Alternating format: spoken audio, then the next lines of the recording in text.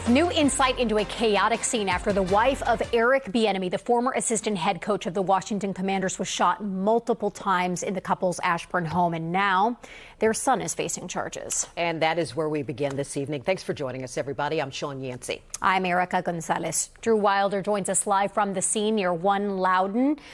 Drew, I understand that there's been a number of people that have come forward with sort of like Ring doorbell style video.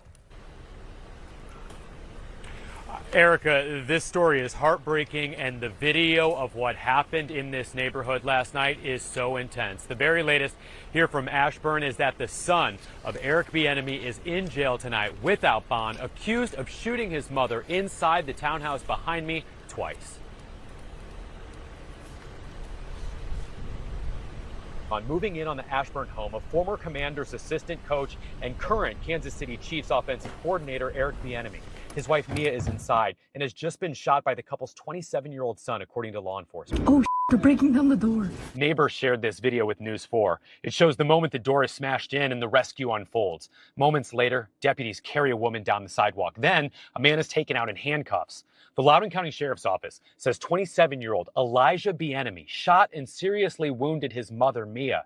Tonight, he's in jail without bond on multiple felony charges, including malicious wounding. And the family's neighbors say the community can hardly believe what happened. You know, the son's always very quiet, doesn't cause any disturbance. So this is very shocking for everybody. News 4 obtained the criminal complaint through a court records search and learned that detectives say Elijah Bieniemy shot his mother with a .22 caliber gun twice, once in the left forearm and once in the shoulder. That bullet, the complaint says, traveled across her chest. The complaint says Mia Bieniemy required surgery to treat her injuries, and part of the bullet is still inside of her body. Kansas City Chiefs head coach Andy Reid told reporters today that he's known Mia personally for years and is glad that she's in stable condition. She's a saint. You know, we all know that, the people that know her.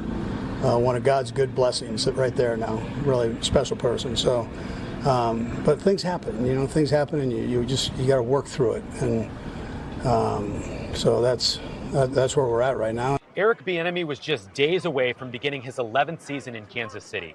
He rose to fame working as the Chiefs' offensive coordinator from 2018 through 2022, then left and joined the Washington Commanders for the 2023 season. The reason that his family still has the home in Ashburn, just minutes away from the Commanders' practice facility.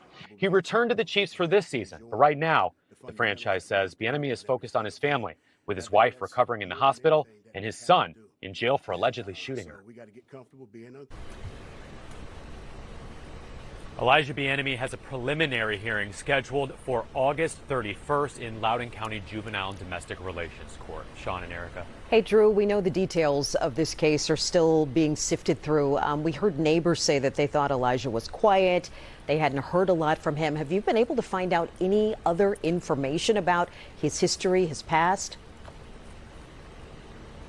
Yeah, I mean, neighbors in this community, Sean, are really scratching their heads. They say Elijah was quiet, kept to himself, said there was never really any sign of trouble. Of course, we never know, what families are going through, what might be happening inside someone else's home. But as far as the criminal complaint documents that I would look through in court today, no indication of any possible motive or what might have led up to the shooting here last night.